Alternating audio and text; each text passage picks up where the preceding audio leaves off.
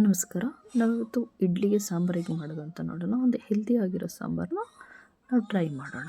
Okay, first gas ಸ್ಟವ್ನ on ಮಾಡ್ಕೊಳ್ಳಿ. Then ಒಂದು ಕುಕ್ಕರ್ನ ಬಿಸಿ ಮಾಡೋದಕ್ಕೆ ಇಡಿ. ಆ ಕುಕ್ಕರ್ ಬಿಸಿ ಆದ ನಂತರ ನಾವು ಅದಕ್ಕೆ ಸ್ವಲ್ಪ ಆಯಿಲ್ನ ಅಪ್ಲೈ ಮಾಡ್ತಾ ಹೋಗಿ.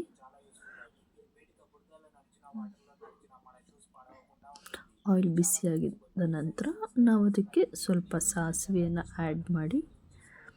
ಸಾಸಿವೆಯಲ್ಲಿ ನೋಡಿ ಸ್ವಲ್ಪ ಚಿಟಪಟ ಅಂತ ಸಿಡಿಯೋಕ್ಕೆ ಸ್ಟಾರ್ಟ್ ಆಗಿದೆಯಲ್ಲ, ಅದ ನಂತರ ನಾವು ಅದಕ್ಕೆ ಸ್ವಲ್ಪ ಟೊಮೆಟೊ ಆ್ಯಂಡ್ ಸ್ವಲ್ಪ ಆನಿಯನ್ನ ಆ್ಯಡ್ ಮಾಡ್ತಾ ಹೋಗಿದ್ದೀನಿ. ಅದನ್ನು ಸ್ವಲ್ಪ ಚೆನ್ನಾಗಿ ಮಿಕ್ಸ್ ಮಾಡ್ಕೊಳ್ಳಿ. ಅದು ಚೆನ್ನಾಗಿ ಮಿಕ್ಸ್ ಆದರೆ ನಮಗೆ ಒಳ್ಳೆಯ ಒಂದು ಟೇಸ್ಟಿ ಆಗಿರುವಂತಹ ಸಾಂಬಾರನ್ನ ನಾವು ತಿನ್ನಬಹುದು.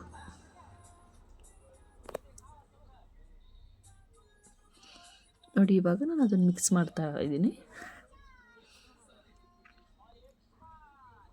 ನೋಡಿ, ಇವಾಗ ಅದು ಸ್ವಲ್ಪ ಎಲ್ಲ ಚೆನ್ನಾಗಿ ಬಾಯ್ಲ್ ಆಗಿದೆ. ನಾವು ಇವಾಗ ಅದಕ್ಕೆ ನಿಮ್ಮಲ್ಲಿ ಏನು ಬೇಳೆ ಇರುತ್ತೆ ಆ ಬೇಳೆನ ನೀವು ಯೂಸ್ ಮಾಡ್ಕೋಬಹುದು.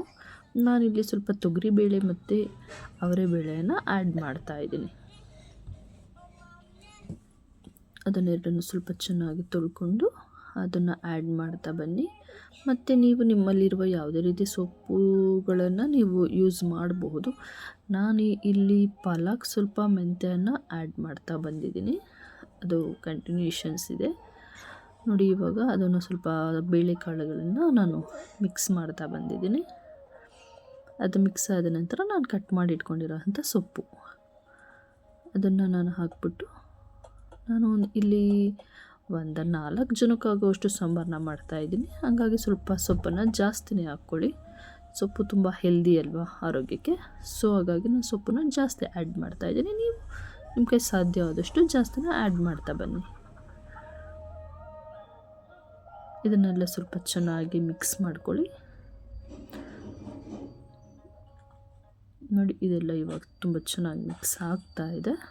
ಇವಾಗ ಅದಕ್ಕೆ ನಾವು ಬಾಯ್ಲ್ ಆಗೋದಕ್ಕೆ ಸ್ವಲ್ಪ ವಾಟರನ್ನು ಹಾಕೋಣ. ನಿಮಗೆ ಎಷ್ಟು ಬೇಕೋ ಆ ಕ್ವಾಂಟಿಟಿಲಿ ನೀವು ಅಷ್ಟನ್ನು ನೀವು ಆ್ಯಡ್ ಮಾಡ್ತಾ ಬನ್ನಿ. ನಾನಿವಾಗ 1 ಲೋಟದಷ್ಟು ನೀರನ್ನು ಆ್ಯಡ್ ಮಾಡಿದ್ದೀನಿ. ಆ ಆ್ಯಡ್ ಮಾಡಿದಾಗ ಅದಕ್ಕೆ ಸ್ವಲ್ಪ ಉಪ್ಪನ್ನು ಹಾಕ್ತಾಯಿದ್ದೀನಿ. ಉಪ್ಪನ್ನೆಲ್ಲ ಹಾಕಿ ಚೆನ್ನಾಗಿ ಮಿಕ್ಸ್ ಮಾಡಿ, ನಿಮಗೆ ನೀರು ಎಷ್ಟು ಬೇಕೋ ಅಷ್ಟು ಅಳತೆಯಲ್ಲೇ ತಗೊಂಡು ಅದನ್ನೆಲ್ಲ ಲಿಡ್ನ ಕ್ಲೋಸ್ ಮಾಡ್ಕೊಂಬಿಡಿ.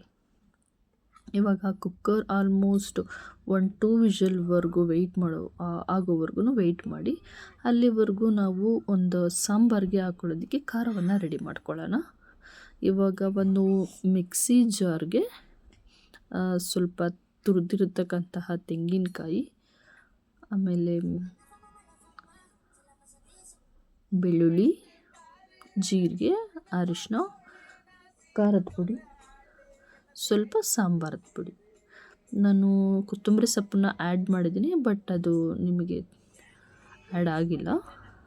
ಅದು ಸ್ವಲ್ಪ ಕೊತ್ತಂಬರಿನೂ ಹಾಕಿ ಅದನ್ನು ಗ್ರೈಂಡ್ ಮಾಡಿದ್ದೀನಿ. ಇಲ್ಲಿ ನೋಡಿ, ಅಷ್ಟರೊಳಗಡೆ 2 ವಿಷಲ್ಸ್ ಆಗಿದೆ ಕುಕ್ಕರ್. ಸಾಕು, ಅದು 2 ವಿಷಲ್ಸ್ ಹಾಕಿದರೆ ಬೇಳೆಕಾಳೆಲ್ಲ ಚೆನ್ನಾಗಿ ಬೆಂದಿರುತ್ತೆ. 2 ವಿಷಲ್ ಇದ್ದರೆ ಸಾಕಾಗುತ್ತೆ. ಇವಾಗ ನೋಡಿ, ಸೆಕೆಂಡ್ ವಿಷಲ್ ಹೊಡಿತಾ ಇದೆ.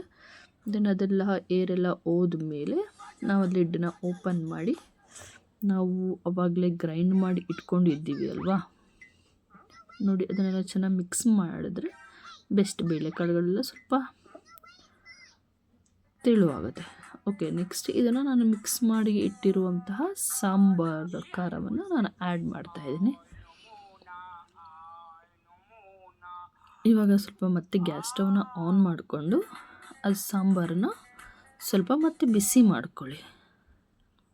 ಬಿಸಿ ಆಗೋದು ಅಷ್ಟರಲ್ಲಿ ನಾವು ಆವಾಗಲೇ ರೆಡಿ ಮಾಡಿ ಇಟ್ಕೊಂಡಿರೋಂತಹ ಇಡ್ಲಿಗೆ ನಾವು ಆ ಸಾಂಬಾರು ಹಾಕ್ಕೊಂಡು ಟೇಸ್ಟ್ ಮಾಡಿ. Thank you for watching.